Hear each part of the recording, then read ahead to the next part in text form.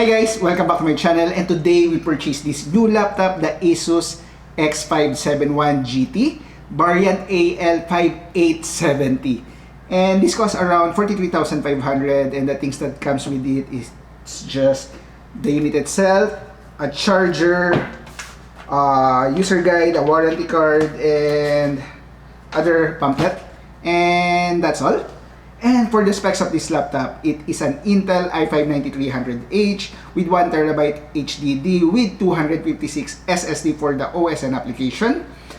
The graphics card is an NVIDIA GTX 1650, while the screen size is a 15.6 inches wide with 120Hz refresh rate.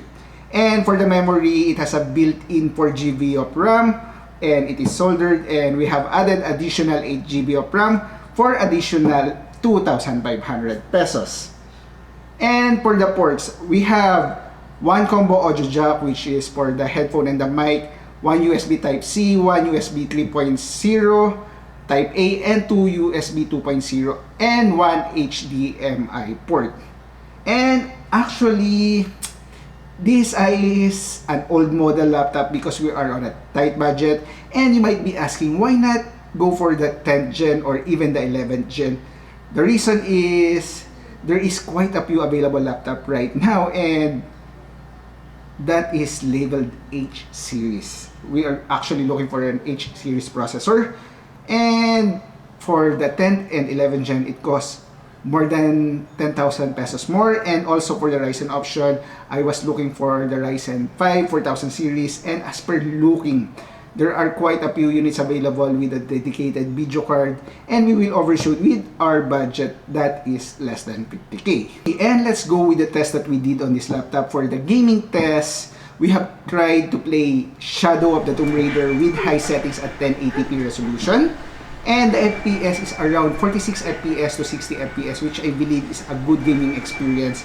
And try to look for yourself with the graphics while I'm playing on this laptop.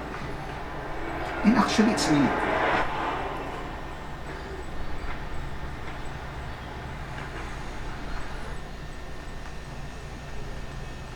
And for the Counter-Strike Global Offensive, settings was also set on high, on 1080p resolution as well, and the minimum frame rate that we have is 91 FPS, which I believe is also a good gaming experience. And in my opinion, the game is more than playable for CSGO. I think it's a more on competitive level. I really enjoyed playing CSGO on this laptop, and the graphics details is really good as well. And the color is actually really good for me.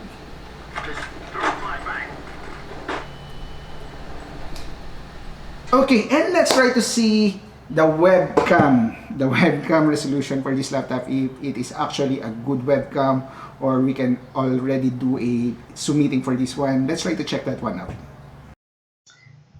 And hi guys, this is actually the audio. You can hear the audio from this video recording, and we are using the webcam from this laptop as well. And as you can see, it's not that great because I believe this is only a 720p resolution, because there are no 1080p recording settings for this webcam, and I think that's not so bad. I think this will do if you'll just be doing online schooling, or maybe Zoom meeting with your office mate or boss. I think this is already good enough for me. Just have a good lighting at your side or in front of you to make it better, because if you have less light, it's really worse. I'll try to show you that one. Okay guys, as you can see, it's a little bit grainy because we have already turned up the spotlight that we have, and I think that's all. And for the main reason why we purchased this laptop is actually for video editing and Adobe Premiere, and we are still using Adobe Premiere CS5, and the test we did is export a 7 minutes and 55 seconds of 1080p video, and it took us only 6 minutes and 40 seconds from this laptop, while on our desktop, which is our editing desktop, is running with i5-6500GT X1650 as well, and has a 16GB of RAM, and it took us around 8 minutes and 14 seconds to export to MP4. And performance wise, there is a 19% difference, which I think is also huge when we are editing a video that is more than 10 minutes. Actually, that performance increase is actually good, considering this is a laptop. Okay, and for the verdict, good points.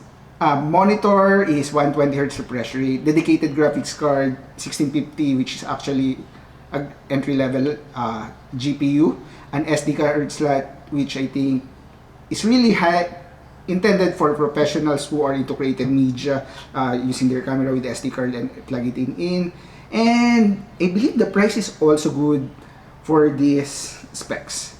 And for the negative points, the camera could be better, and the Wi-Fi is still not on AC or Wi-Fi 6. Battery life, which I really can't complain since I choose the H series CPU. For those who don't know, H series is for gaming oriented processor, which actually is power hungry, while the U series is ultra low power, which is, if you want longer usage on battery, you should look for a U series processor.